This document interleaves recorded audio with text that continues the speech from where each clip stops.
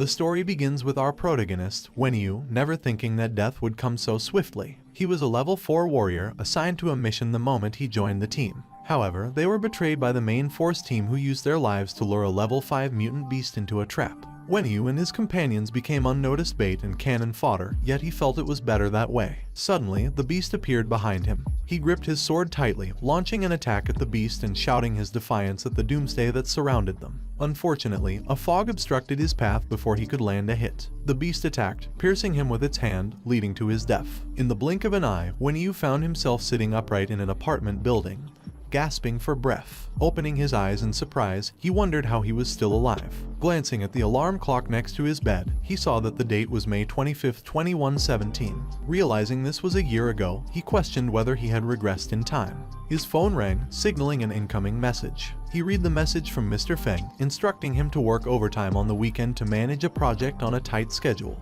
The text emphasized that this project was the strategic breakthrough for that year. If Wenyu handled it well, his efforts would be recognized during the year-end performance review. However, if the project was delayed, it might cause a problem with the boss. Confused, Wenyu wondered what overtime Mr. Feng was talking about, given that the company had already disbanded during the apocalypse. Setting down his cell phone, he became dazed for a moment. He finally accepted that he had truly regressed. He laughed at the improbability of his second chance at life, vowing that in this current life, he wouldn't be cannon fodder. He swore to never again be exploited or toyed with by others and pledged to control his own destiny. Remembering that this was the first day of the zombie outbreak and the commencement of the apocalypse, he prepared himself, one small step at a time, to survive. Donning his jacket and arming himself, he was aware that the gap between people would widen over time. He had to prepare in advance, otherwise he would end up as cannon fodder as in his previous life. Suddenly, he heard cries for help from afar. Behind his door, he heard a woman pleading with her husband, telling him not to bite her. Then his door was shattered by a powerful impact from outside.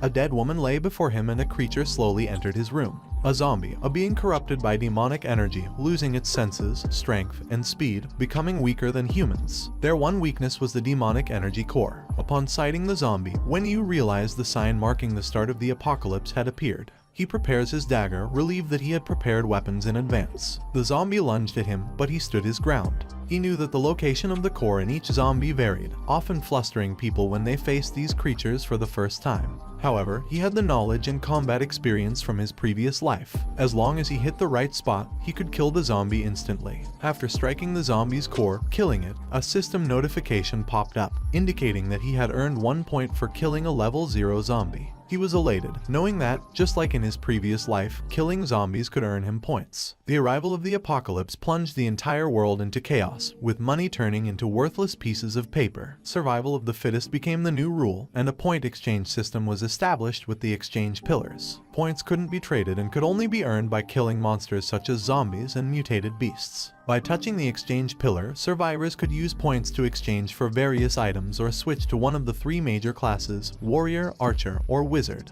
After changing class, physical strength doubled compared to that of regular humans. However, if they switched to a rare, hard-to-find hidden class, they would gain even more mysterious and powerful abilities. Wenyu stepped outside, recalling his past life's memories. The nearest exchange pillar was at the entrance of the community. Unlike most people in his previous life, he had missed the opportunity to earn points during the early stages of the apocalypse, staying at home instead. Now, his plan was to quickly accumulate 10 points and change his class to a level 1 warrior at the exchange pillar. When he looked around, he realized there were many zombies nearby. The zombies noticed him and started growling. He ran toward them, knowing he had to confront them head-on. He cut off the head of a zombie blocking his way and earned 1 point. Suddenly, a large hand grabbed his shoulder. Turning around, he saw a zombie ready to bite him. He immediately sidestepped, thrusting his elbow into its chest and earning another point. However, his elbow bone cracked in the process. Realizing his physical strength was insufficient, he knew he had to change classes as soon as possible to improve it. Once more, he heard a growl behind him. Turning, he saw several zombies preparing to attack. He readied himself for the onslaught, slashing at the zombies' cores with his single dagger. When he was finished, all the zombies in the corridor lay dead. He paused, catching his breath in exhaustion. Despite the struggle, he was pleased to have gathered the required 10 points. Looking around at the dead zombies, he realized he needed to make a class change. Suddenly, a sound at the end of the corridor startled him. An animal was heading his way. Stunned, he squinted in fear as he realized it was a large dog. Was it a neighborhood dog that had also mutated? The dog glared at him, barking menacingly. Knowing he couldn't face a mutated beast without a class change, he decided to flee. The dog gave chase, running for his life when you noticed the dog was closing in. It lunged at him, mouth open wide. He jumped aside to avoid the attack, but the dog managed to bite his leg. Pain seared through him as he let out a shout. The dog flung him against the glass door, shattering it in the process. He cried out in pain, crashing hard onto the ground. The dog positioned itself for another attack while he grabbed a shard of broken glass and struggled to his feet. The dog, he noticed, seemed to have locked its gaze on him. It lunged towards him, attempting another bite, but he was determined not to die without putting up a fight. Surprisingly, the dog leaped over him and landed behind him, still facing him. The unexpected move left him shocked and confused, wondering why the dog wasn't attacking him. Wenyu pondered over the situation. If the dog wasn't trying to attack him, what was it doing? Was it trying to prevent him from approaching the convenience store? Suddenly, to his surprise, he spotted the treasure land behind the dog. Treasure land, an extremely rare phenomenon from his previous life, was an enigma. Its coming and going followed no known pattern, but one thing was clear: if one managed to enter it, they would acquire treasures far more valuable than anything offered by the exchange pillars. Furthermore, those who entered it earlier had a chance to claim items of even greater value. Wenyu surmised that the dog had discovered this place first and was defending it like its territory. However, he knew that treasure land only allowed humans to enter, rendering the dog's efforts futile. He took a step towards treasure land, but the dog's angry growl made him realize it had detected his interest. As the dog lunged again, he gripped the shard of glass tightly. There was no place left for him to run. He swung the glass at the dog, but it deftly evaded his attack. The dog lunged once more, clamping its large jaws on his arm. As he tried to yank his arm free, the dog slammed him to the ground. His cry of pain echoed around them. He grasped his dagger with his free hand and stabbed the dog repeatedly, yelling at it to die. However, it remained unaffected, infuriating him further. He screamed at it, demanding its death. In response, the dog bit off his arm with a look of fury, eliciting another scream of pain from Wenyu. He quickly leapt backwards, attempting to compose himself while the dog watched him. He knew that he could regenerate lost body parts through leveling up, so the loss was bearable. Looking at the treasure land defended by the beast, he was certain that entering it was his only survival option. The dog lunged again, but this time he just sat down and waited for it to draw near. When it was close enough, he jumped over it and tried to reach the treasure land. He was almost fully inside when the dog bit into his leg to stop him. Furious, he glared at the dog and, lifting his blade, told it that if it liked his leg that much, it could keep it. With a swift motion, he severed his own leg to free himself. Using his remaining leg, he leapt towards treasure land, leaving the dog behind, still gnawing on his severed limb.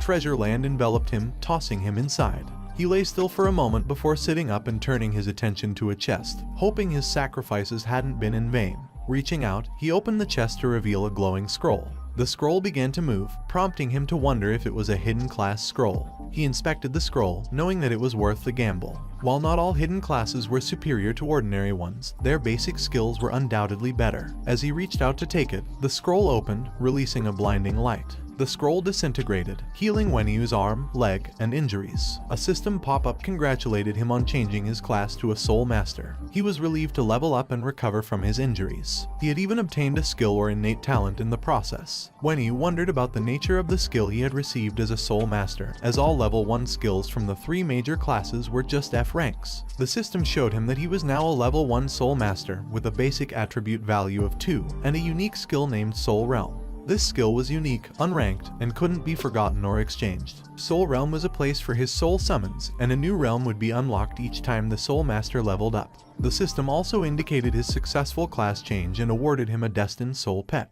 This pet would occupy the first Soul Realm and couldn't be removed. His destined soul beast had an attribute of 2, and a rank S skill soul attack. The passive combat type skill allowed every attack from the Soul Master to also damage the target's soul, with the damage determined by the attribute gap between the opponent and the host. If the opponent's attribute was 10 times greater than the host's, there would be no effect. The pet flew towards him and entered his body. Its second skill, Soul Pet's Blessing, was non-rank. The destined soul beast could fuse with the Soul Master, lending its base attribute to the Soul Master. The Soul Master would also gain its Soul Beast skill. He closed his eyes as the system warned him that he couldn't return his soul beast to the soul realm at that rate, and those in the soil realm couldn't be summoned. Each soul pet occupying one of the Soul Master's soul realms would provide the Soul Master with an additional skill based on its own powers. Activating the Soul Beast Fusion Battle Mode, he noted his current attributes. As a level 1 Soul Master with the Soul Realm and Soul Pet's Blessing skills, his destined Soul Pet had an attribute of 2.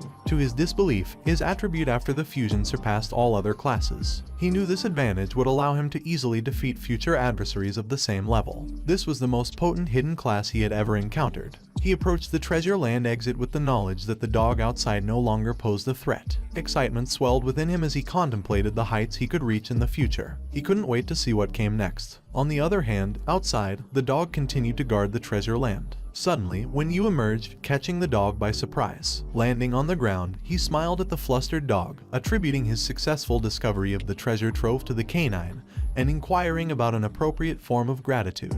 In a teasing manner, he proposed sending the dog to hell as a rapid solution, fueling its anger. As it lunged to attack, he sidestepped to evade it and attempted a harsh kick.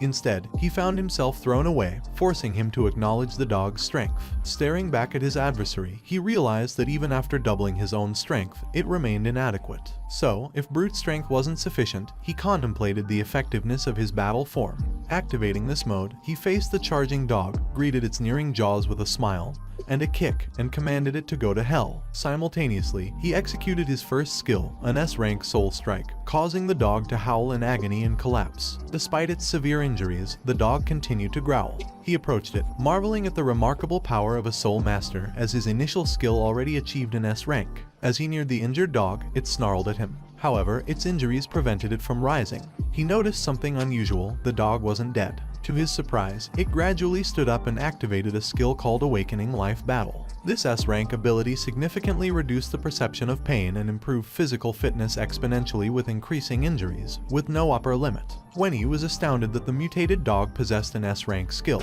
The first-grade mutated dog glared at the first-grade Soul Master with rage. He understood that, although its current strength level was only level 1, the presence of S-rank skills implied limitless growth potential. Realizing he shouldn't linger, he leapt backward and made a swift exit, with the dog hot on his trail. Racing towards the store exit, he pulled a food shelf across to block the doorway, then hastily jumped outside before the dog could catch him. The dog ferociously attempted to break the barrier, but he casually walked away, leaving it to bark in frustration. He thought about the mutant beast's peculiar ability to grow stronger with each injury and pondered how such an ability could rule the world. He found it bizarre, wondering why it wasn't part of his previous life. Pushing these thoughts aside, he decided to prioritize more pressing matters. He dashed through the streets, recalling that a large treasure land had appeared in Jiangbin Park on the third day. Within this land, an ultra-rare skill black book, an F-rank protective jade, and other high-rank items had surfaced. As a time traveler, he couldn't afford to miss this opportunity. However, given the extreme danger of the treasure land, he decided to visit the exchange pillar for supplies. Suddenly, he was forced to halt upon encountering a swarm of zombies. He was taken aback by how quickly the area had fallen into decay and was unsurprised that those who had dared to leave their apartments earlier hadn't survived. However, he knew the path through the zombies was the only way to reach the exchange pillar. Determined, he charged into the zombie horde, knowing he had no choice but to fight his way through. The undead screeched at his approach, but he remained unyielding, cutting down any zombie that blocked his path. As a zombie appeared behind him, ready to attack, the horde closed in. He activated his battle mode, shouting at the undead to clear his way. Confidently, he vowed that nothing would deter him in his present life and demanded the zombies meet their end. A minute later, a field of zombie corpses lay at his feet and he stood triumphantly near the exchange pillar. Declaring his arrival to the pillar, he placed his hand upon it. The system greeted him, inviting him to choose the items he wished to exchange. He clicked the button of the items and noticed that there was no change. This surprised him, because at the start of Doomsday, he had assumed the exchange pillar would contain a plethora of beneficial items. He began typing on the exchange pillar keyboard, inputting healing in search of some healing potions. He had suffered minor injuries from battling zombies and desired a quick recovery. After pressing enter, an array of healing potions appeared before him. However, he was disheartened to see the high point requirements for most of them.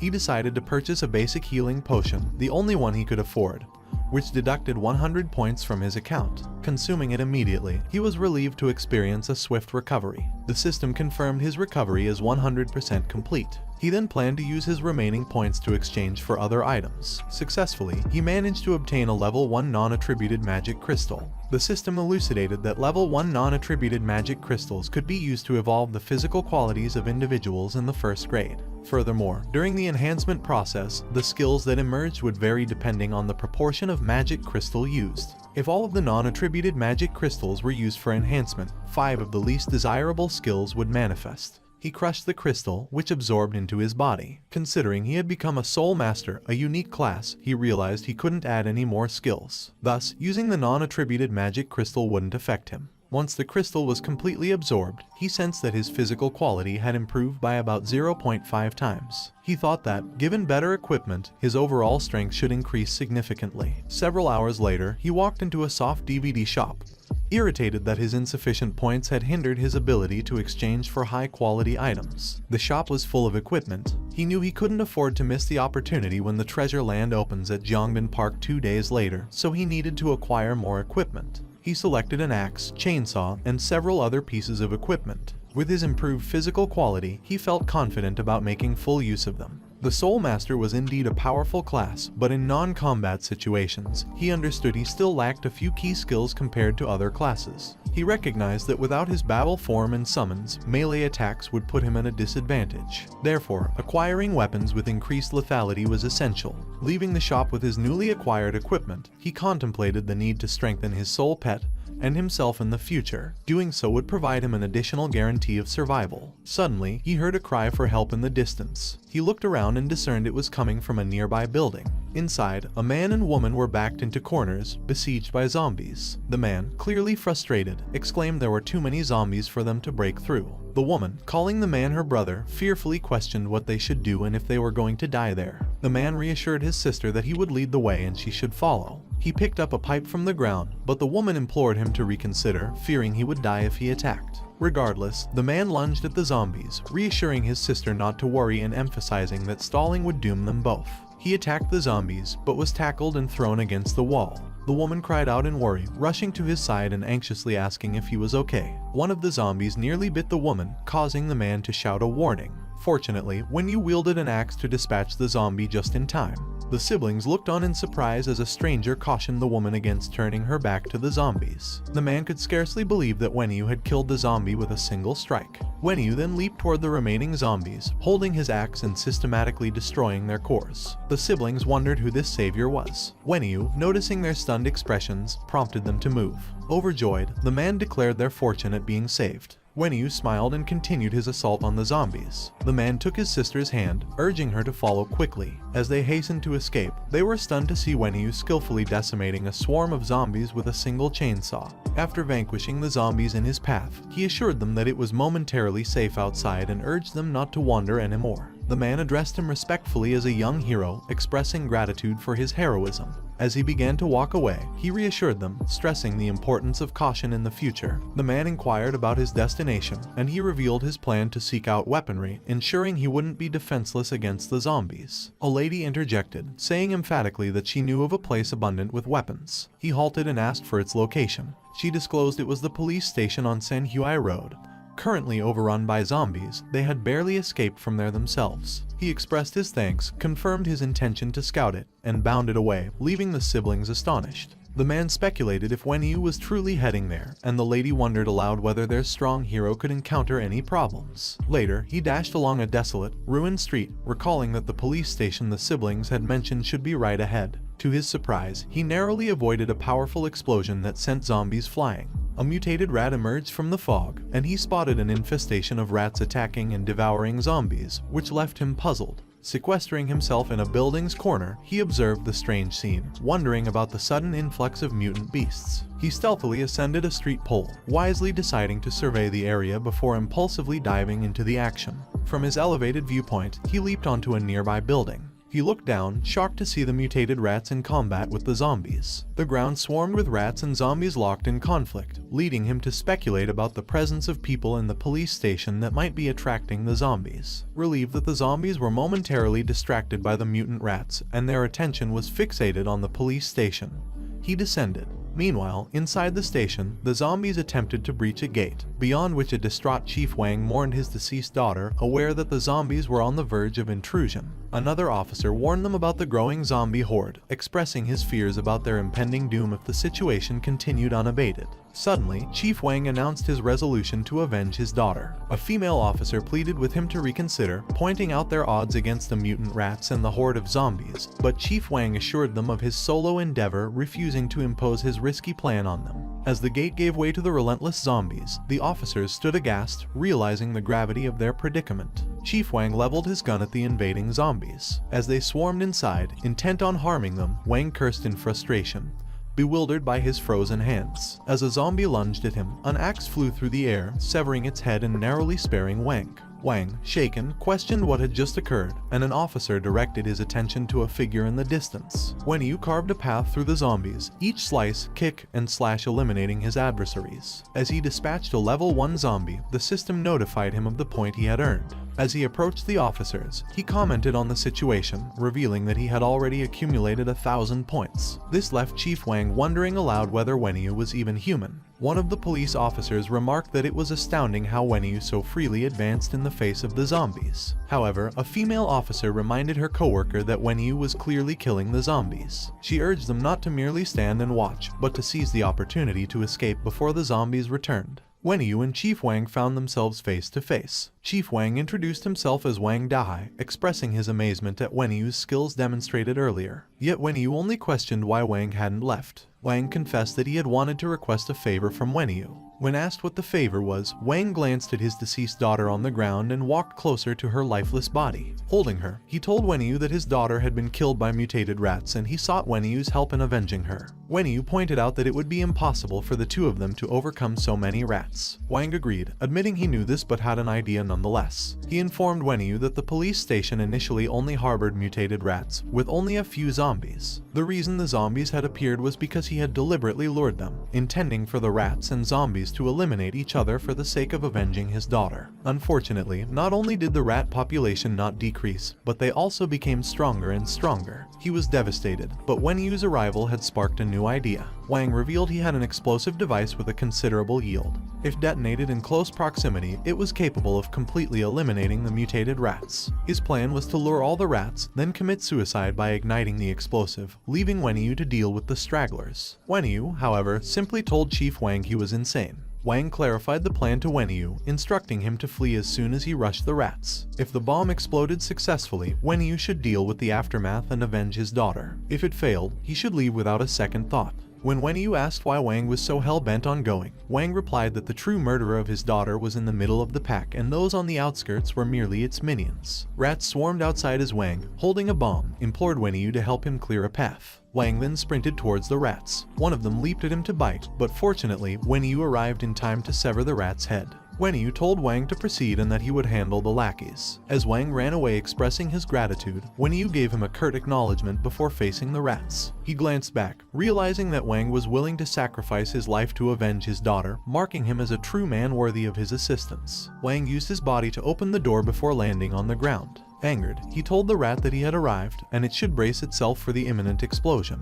Wang immediately stood and walked toward a dark alley, where a level 2 mutated rat king emerged. He was stunned to see it, then was haunted by memories of his daughter telling him she loved him, that she was a good girl, that she was scared because of people knocking on the door. He recalled the terrifying moment of his little girl confessing her fear as she was bitten by a rat. Grief-stricken, Wang reached out for his little girl, Yahello. Meanwhile, Wenyu had positioned himself atop a building but was puzzled when he didn't hear an explosion, causing him to wonder if Wang's plan had failed. A swarm of rats hurriedly entered the dark alley, followed by a powerful explosion that caused widespread destruction. Wenyu shielded his face, unable to believe Wang had followed through with his plan. He thought to himself that old Wang was exceptionally brave and realized that it was now his turn to act. He jumped down from the building, thinking that the explosion was indeed powerful. The rats appeared to be all dead, and to his delight, there were numerous magic crystals ready for him to harvest. He picked up a first-grade beast attribute crystal, a dual attribute crystal of beast and fire, among others. Squeezing the crystals he'd collected, his destined soul pet emerged from within him to consume the crystals. He reminded Wang that he'd given him the opportunity to acquire so many magic crystals and that he should not forget this. He stared down the alley, his pet beside him, wondering why there was still movement there. Then, he ran towards it, knowing he needed to investigate.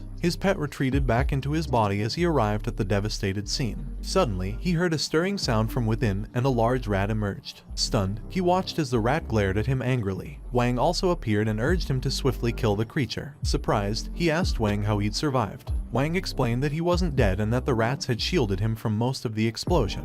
Wang then insisted that he kill the creature quickly as it was the monster that had killed his daughter. Wenyu reassured Wang, explaining that the second-grade mutated beast had already been heavily injured. As the rat lunged to bite him, he leapt backward, narrowly avoiding the attack. Activating his first skill, Soul Strike, an S-rank skill.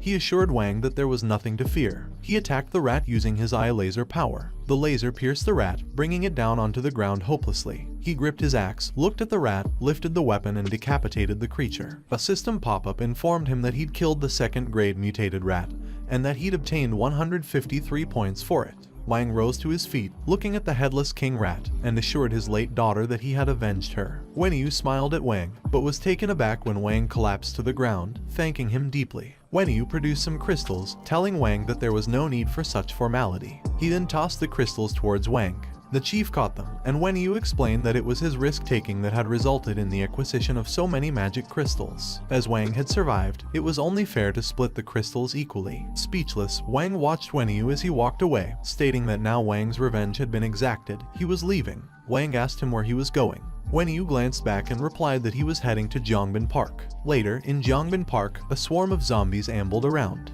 In one of the buildings, Wenyu was evaluating his current attributes. His grade and soul beast level were at their peak, his attribute had increased to 20, and he had 1,153 remaining soul points. Wenyu realized that he was close to reaching the second grade and had managed to accumulate about 1,000 points. With this, he reasoned, entering the treasure land shouldn't be much of a problem. He remembered that the treasure land should open that night and that the time was near. Suddenly, he heard a loud growl and saw a large animal below, the force of its roar causing destruction around it. He looked closer and realized that it was Simba. The zombies paused, then ran towards it. Simba, visibly angry, unleashed a powerful fire to incinerate the zombies. This left him shocked, questioning aloud why Simba was there and if this was some sort of joke. Wenyu recalled that in his previous life, when Simba appeared, it dominated the entire city. The level of destruction it caused could only be described as insanity. Even 5th-grade monsters stood no chance against it.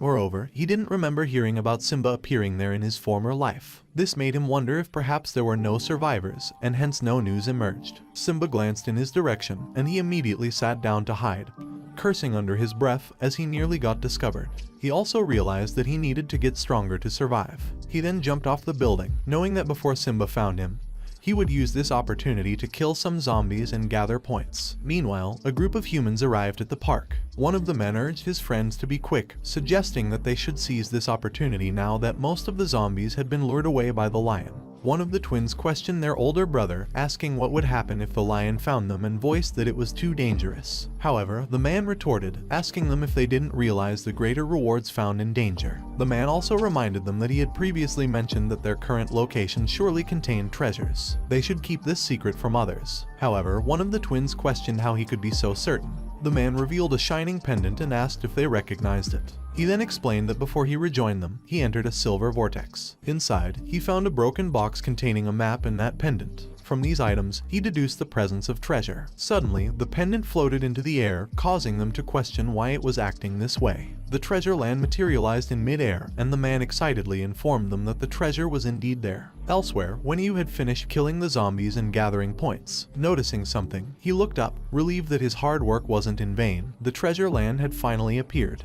He zigzagged across the area, aiming for the treasure land, knowing that if he could avoid Simba's attention and sneak into the treasure land, everything would work out. 10 minutes later, he arrived at a building near the treasure land and excitedly declared his arrival. As he drew closer, he realized that it was a first-grade large treasure land. He wondered what type it was, but he leaped towards it, intending to find out soon. He entered the treasure land just before encountering the dog from before. The dog watched him go inside the treasure land and ran closer, growling in anger. Later, the treasure land transported him inside. He landed successfully, and the system welcomed him to the first-grade large treasure land. He smiled, confident that he would be able to find lots of useful equipment there. He glanced towards the center, but he noticed a man standing there. Surprised, he wondered who the man was. One of the twins asked their older brother why someone else had come in when they were the ones who had opened the treasure land. The man shrugged, admitting he didn't know. A man with yellow hair declared that he would deal with Wenyu, but the older brother urged him not to rush. They should assess Wenyu's strength first. If Wenyu proved to be weak, they could kill him after leaving the treasure land.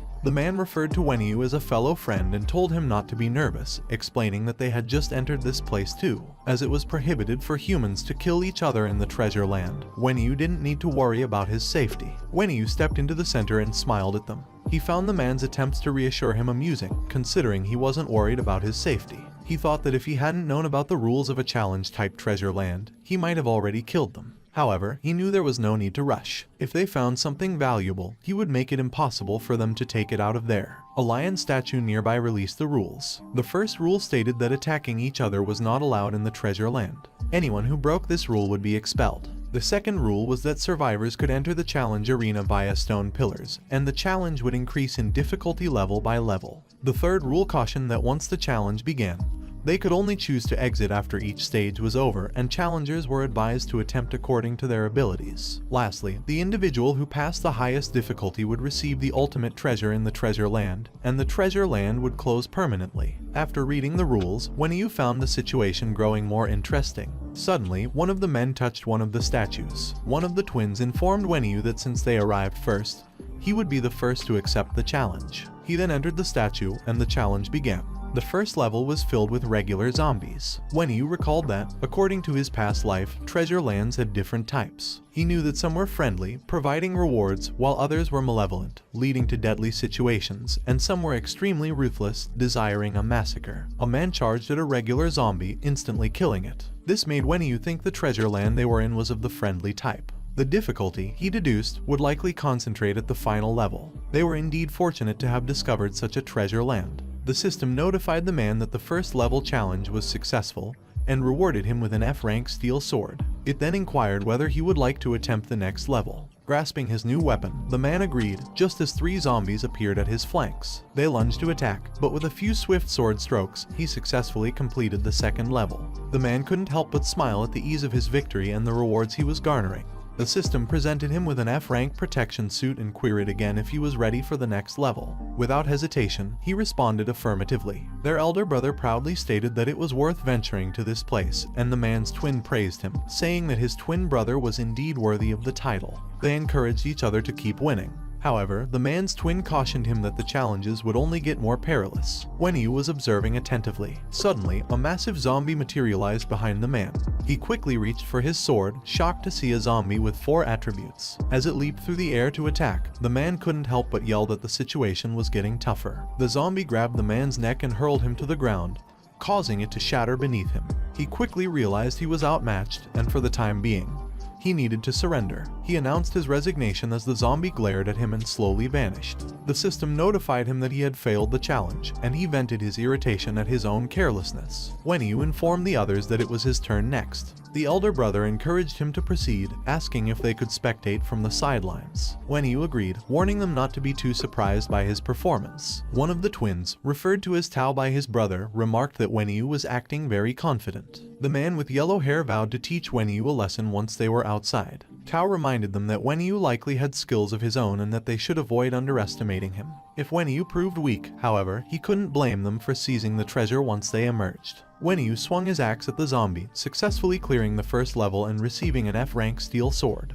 The system asked if he wished to proceed to the next level, to which he enthusiastically responded in the affirmative. He dispatched the 3 zombies from the second level with ease and was rewarded with an F-rank protective suit. When asked if he wished to continue, he replied positively, and the enormous 4-attribute zombie appeared behind him. The zombie leaped to attack, but Wenyu effortlessly dodged. The man observed with interest, as this was the point at which he had faltered. Wenyu raised his sword and easily cleaved the zombie in 2, declaring that the 4-attribute zombie was just a warm-up. The system confirmed he had passed the 3rd level and awarded him a beginner's healing potion. Tao was taken aback by Wenyu's ease in defeating the zombie. The man who had previously fought admitted that Wenyu's speed indicated his physical attributes were definitely superior to Tao's. He confessed he had never seen such a powerful human before. His twin was in a state of panic, questioning how it was possible. The man with yellow hair nervously asked Tao if they should still attempt to rob Wenyu. The triumphant Wenyu, however, was just getting started and enthusiastically called for the next level. Then, zombies with 2 and 4 attributes appeared and ran towards him to attack. When they got close, he simply jumped away, causing the two zombies to attack each other instead. He knew that for someone like him, who already possessed 20 attribute points, a zombie with 4 attributes was trivial. Later, he cleared the 4th level and gained 2 level 1 magic crystals. He then cleared the 5th level and acquired an intermediate healing potion. Afterward, he cleared the 6th level and earned an F rank protection jade. Subsequently, he cleared the 7th level and obtained a teleportation scroll. Lastly, after clearing the 8th level, he was awarded an F rank storage ring. The items appeared in front of him. An F rank protection jade can offset 100 attacks from level 1 creatures, 10 attacks from level 2 creatures, and a single attack from level 3 creatures. It is a consumable item. The teleportation scroll allows the user to instantly move to another location within a limited range, and it is also a consumable item. The F rank storage ring can store any item. Wenyu considered these items quite satisfactory and felt the rewards were great. Tao wondered who this Wenyu was and suspected Wenyu must have found a way to cheat. Wenyu, meanwhile, grasped the items, gazing at them with pleasure. He knew that for a first grader like himself, these items were lifesavers. He considered himself fortunate. Suddenly, the system announced that the 9th level challenge had started.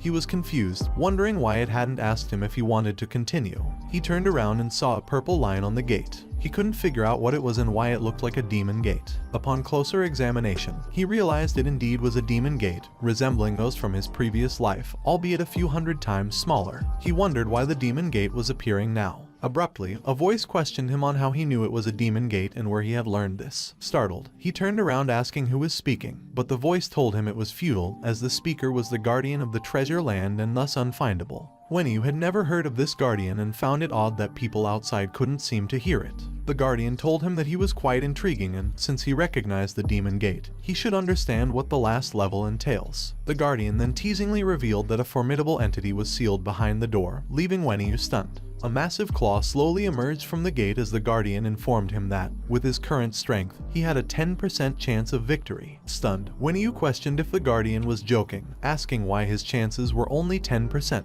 In response, the guardian teased that if he couldn't defeat the entity, how could he claim the treasure? He was told to try his best, kill or be killed. A gigantic demon stepped out of the gate, leaving Wenyu wondering what it was. The guardian explained that it was an ancient demon, a leader among demons and the ruler of the demon world. The demon was a first-grade ancient demon, with over 20 attributes and an SS rank skill, which could annihilate any substance it touched within 10 seconds of activation, disregarding level and defense items. The demon prepared itself as the guardian told Wenyu he had shared all that needed to be said.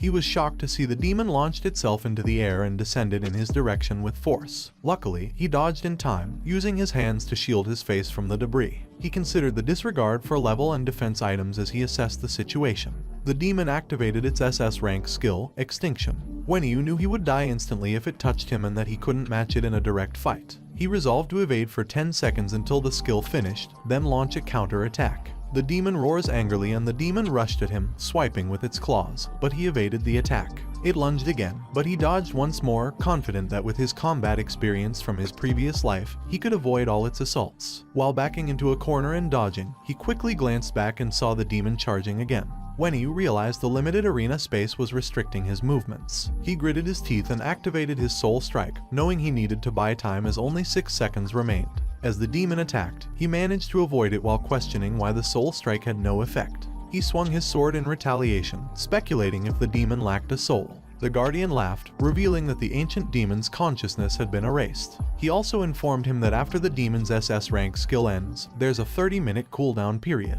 Wenyu was wished good luck and told he was being watched closely. With only 3 seconds remaining for the demon's skill, he prepared to counter-attack. Suddenly, the demon appeared in front of him and struck him in the stomach. Making him recoil, his protective jade flared before he was slammed brutally against the wall. However, he managed to land on the ground in a standing position.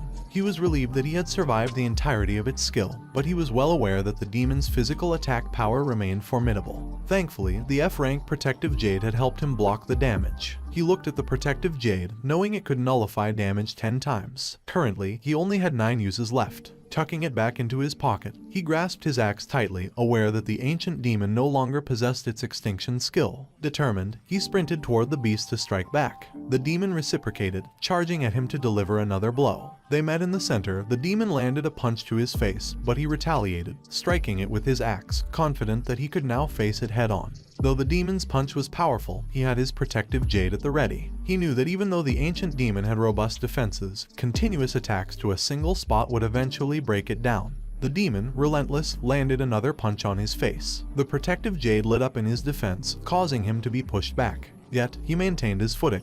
He locked his gaze onto the demon and noticed a crack in its armor. This was his opportunity. He charged at it once more, shouting for it to perish. The demon growled and met him in the center again. After receiving a blow to the stomach that made him cough up blood, he swung his axe at the crack, finally causing the demon to collapse to the ground, lifeless. He could hardly believe his accomplishment. Suddenly, a healing light appeared beneath him.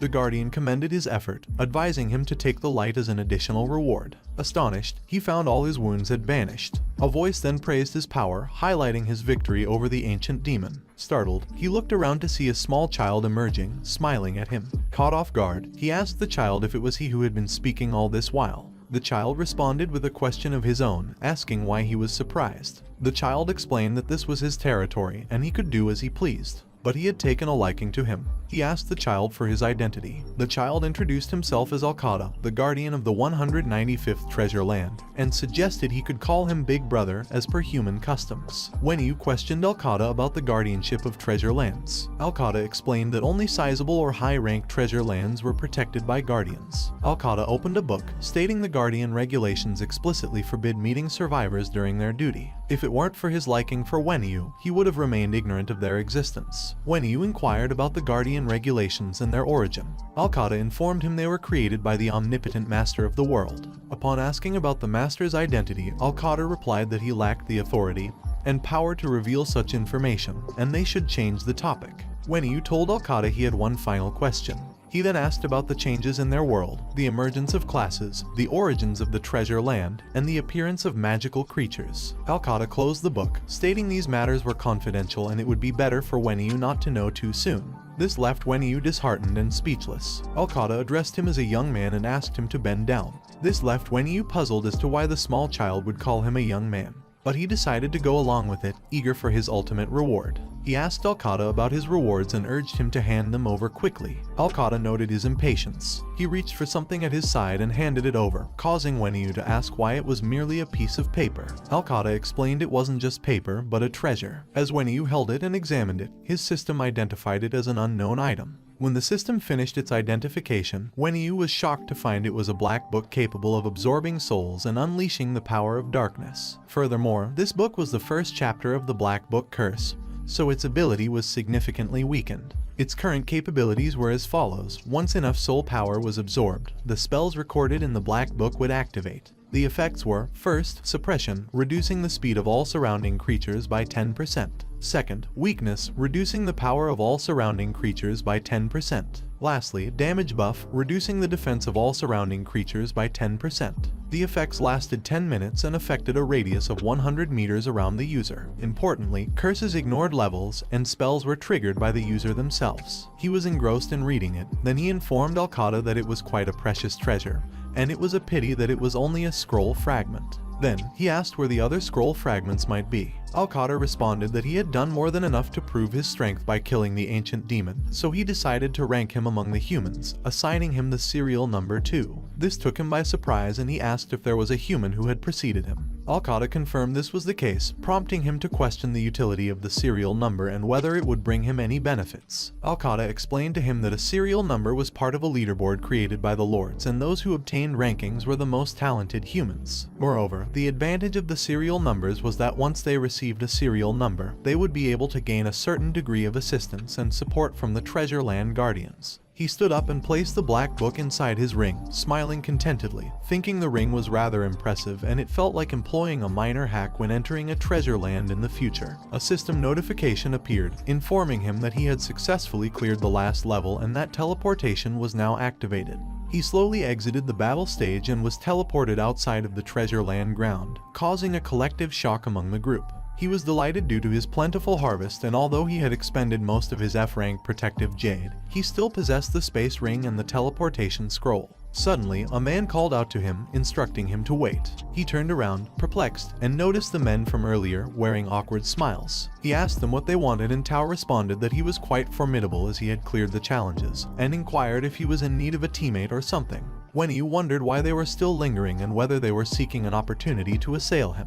Tao suggested that they could take on menial tasks for him, but he disagreed, remarking that they were too feeble and thus there would be no benefit for him to bring them along. He regarded them, contemplating that it was acceptable because they posed no threat to him and he would strike them first once they attempted anything. One of the twins indignantly declared that he was even rejecting free labor and he suspected that Wenyu was just lucky. Furthermore, they might surpass him in the future. The twin brother awkwardly laughed, muffling his younger brother's words, and implored him to forgive his brother's lack of maturity. Tao mentioned that since he was unwilling to accept their offer, they would take their leave, to which he responded that they were free to do as they wished. Outside the treasure land, a dog was angrily nestled under a bush, lying in wait for him. The group emerged first, landing on the ground. The youngest twin lamented to Tao that they had suffered a great loss and that brat Wenyu had taken all the rewards. He proposed that they could ambush him nearby and eliminate Wenyu when he least expected it. The men were startled by something and hastily warned the youngest twin, named Wanan, to watch his back.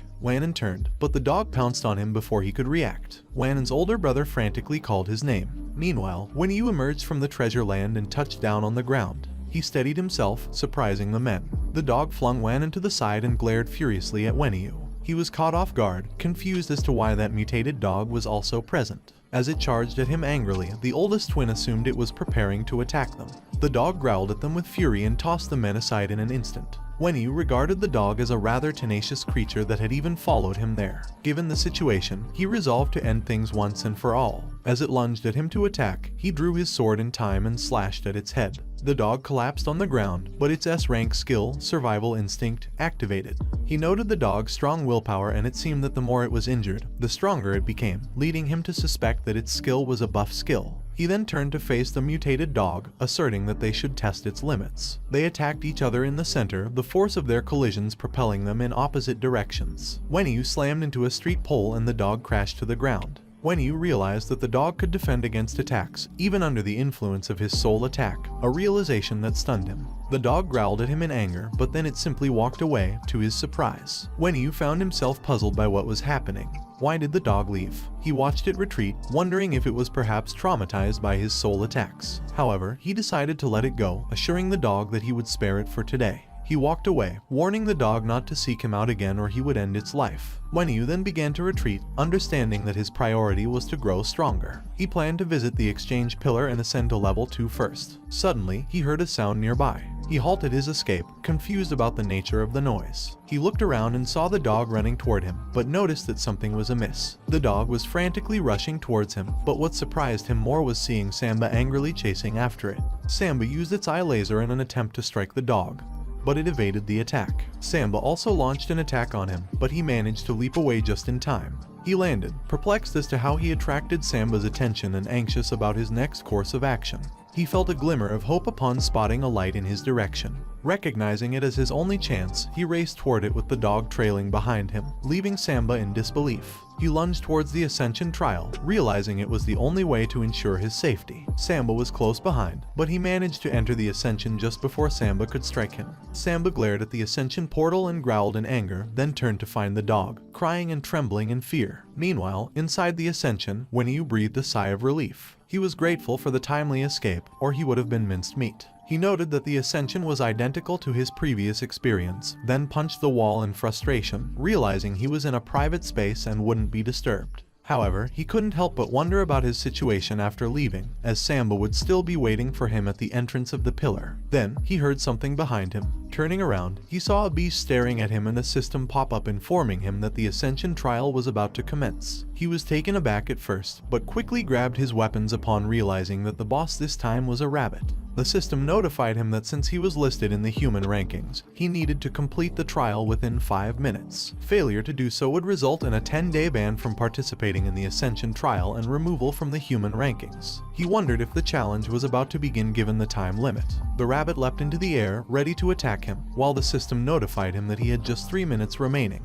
Wenyu knows there is no way the Ascension trial will cut him any slack. He must finish the battle quickly as failure is not an option. He swings his sword, blocking an impending attack. Although it may look like an ordinary rabbit, he is aware it possesses 2 skills and must not underestimate it. Suddenly, it runs fast behind him. Turning around in surprise, he sees it embedded in the wall, attacking him with a D-rank skill, Ice Arrows. As he swings his sword to shatter the arrows soaring toward him, he chides the rabbit for its impatience, noting that it has already started using its skills. With swift motions, he dashes closer, grateful for his past experience in the Ascension trial. He leaps to attack as the rabbit retaliates with an E-rank skill, Flying Kick. But he evades and hovers above it, thrusting his axe and dagger into its back, utilizing his power to end its life. A system notification congratulates him for succeeding in the challenge. A smile breaks out on his face as the ascension process begins. A mystical force wraps around him and his destined soul pet emerges from his body, causing him to exclaim excitedly at his success. His pet roars in shared joy. The system proceeds to explain that a level 2 professional's body can only be enhanced by level 2 magic crystals, and the upper limit of his physical strength attribute is 50. Additionally, he has unlocked the exchange function from level 1 magic crystals to level 2 magic crystals with an exchange ratio of 10:1. Another notification pops up, revealing that his soul pet has received a second skill, Haste C rank, passive. Its overall speed has increased by 10%, including movement speed, attack speed, reaction speed, and more. Furthermore, he has unlocked the second soul realm, so he may form a contract with a second soul pet. The success rate of forming a contract with a soul pet who willingly accepts the contract is 100%, as long as it doesn't exceed his current level. Thrilled by his ascension and the abundant rewards, he notes that even though his physical strength attribute has only increased by 0.5, his soul pet gained a second skill and he can form a contract with a second soul pet. He believes he has hit the jackpot. Suddenly, the system notifies him of an imminent teleportation out of that space in 30 seconds. Shocked by this news, he hopes he won't immediately encounter Simba upon his exit.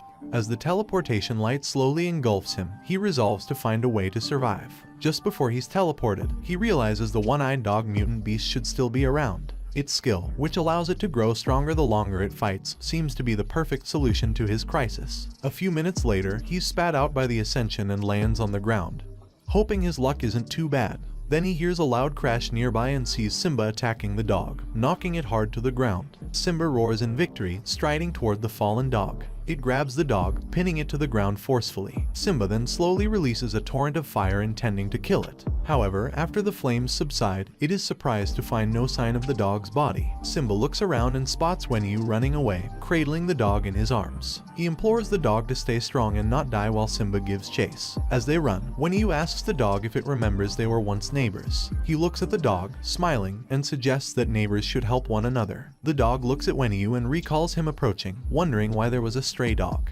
Wenyu then offered it food and encouraged it not to starve. He implored the dog to listen carefully. Even though they were enemies just a moment ago, he needed its innate talent and persistence. Wenyu assured the dog that if it agreed to form a contract with him, they would stand a chance to survive. With his past life's experience and the dog's innate skill, they would definitely overcome the crisis and become the strongest duo. He promised the dog it wouldn't have to wander as a stray any longer. Activating the contract, Wenyu told the dog he wasn't sure if it understood him, but they had no time left. If it wanted to live, it needed to agree quickly. Upon receiving the contract, the dog emitted a sound of agreement. Then, a powerful light emerged from the dog's body as the system confirmed their successful contract formation. Simba was close to them, ready to unleash another fiery attack, but he swiftly swung his blade to block the assault. Next, he employed his C-rank haste passive skill to escape, an action that only seemed to infuriate Simba further. He quickly realized Simba's speed was a formidable trait. Without his passive skill, he would have surely perished.